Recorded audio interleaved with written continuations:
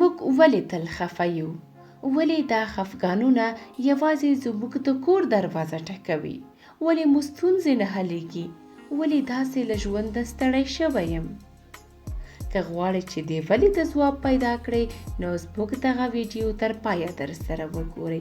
اقرا پریس چینل در سره سبسکرایب کړئ، د زنګ تڼۍ کېکاږئ او زموږ د ملاتړ لپاره د ویډیو لایک هیر نه کړئ.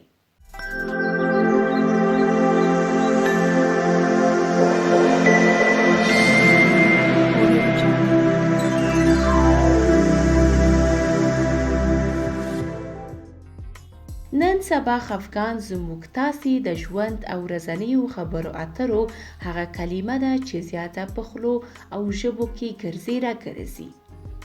کاري خفګان، کورنۍ خفګان، مالي چارو ته اندېښنې، ستونزې او زرګونه نور خفګانونه چې مختلف ډولونه او د راپیدا کېدو بېلابېلې سرچینې لري چې دا دی د انسان په ژوند یې منګولې لګولې دي. په دې منځ کې ځوانان د ټولنې هغه طبقه ده چې تر نورو زیات ورسره لاس او ګریوان دي. په امریکا کې په 2014 کال کې یوه څېړنه په ډاګه کوي چې ځوانان تر لویانو زیات له خفګان ځورېږي.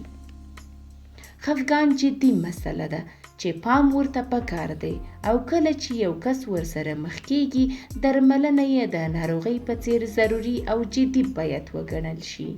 خفګان مختلف علایم لري او له بېلابېلو ستونزو را پیدا کېږي چې په دغه ویډیو کې به په 4 سترو نښانو خبرې وکړو.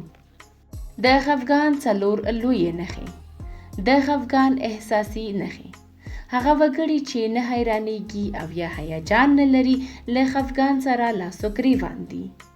دوی نارامه او ستومانه وي، زړه نازړه، ګوشه‌نشین، بدخلق او مړاوي معلومیږي. په اندکو خبرو غوسه کیږي که چیرې کوم ځوان ذکر شوي ځانګړتیاوې ولري او یا ژور احساساتي کیږي او زر غوسه کیږي نو ویلی شو چې په سټرس، ذهني فشار او یا خفګان اخته دی.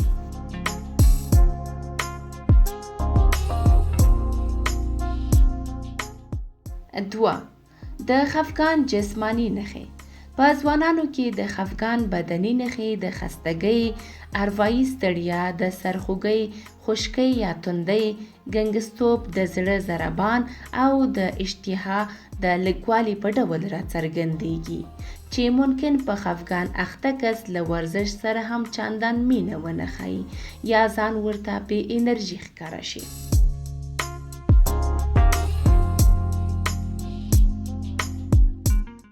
3. شخصیتي او عصبي تغییرات. خفګان په ځوانانو کې د خوب او خوراک په برخه کې هم ځان ښکاره کوي، یعنی د ځوان خوب او خوراک یا کمیږي یا زیاتیږي.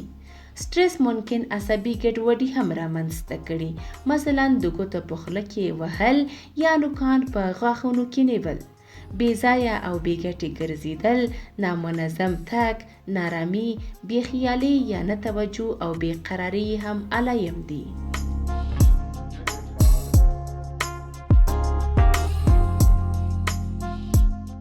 4. د پیژندګلوۍ یا شناخت علایم. سټرس ممکن په ځوانانو کې د شناخت پر مهارت او وړتیا هم منفي اغیزه وکړي، مثلا حافظه یې کمزوري کوي، یعنی شناخته کسان به هم کله نه کله نه پیژني او یا به یې نوم ترې هیر وي. فکر به کوي چې خلک خبرو ته د ور تر شا یا د پردې تر شا غوږ نیسي. د تمرکز ګډوډېدل، اندېښنې، منفي لیدلوري، ناسم قضاوتونه هم نښې او علامې بلل کیږي. د سټرس یا خفګان ځینې نور علایم دا دي: غیر منطقي کېدل، په وزن کې تغییرات راتلل، د ناهیلۍ احساس کول، په نجونو کې د میاشتني عادت یا ناروغۍ تغییرات چې ممکن میاشتنی عادت تر وخت مخکې یا وروسته واقع شي، خپلې سلیقې یا ظاهر ته پام نه کول. ځینې وخت په نوي ځوان کې سټرس ډیر شدید وي. په دغسې وختونو کې د خفګان کمولو تمرین خورا ګټور عمل دی او ستاسې سره مرسته کوي چې خپل خفګان کنټرول کړئ.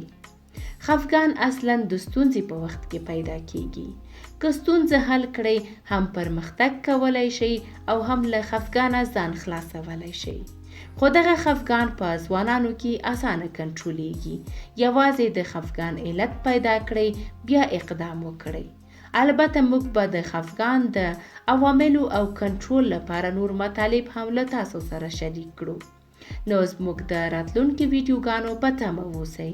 تر بیا خدای پامان.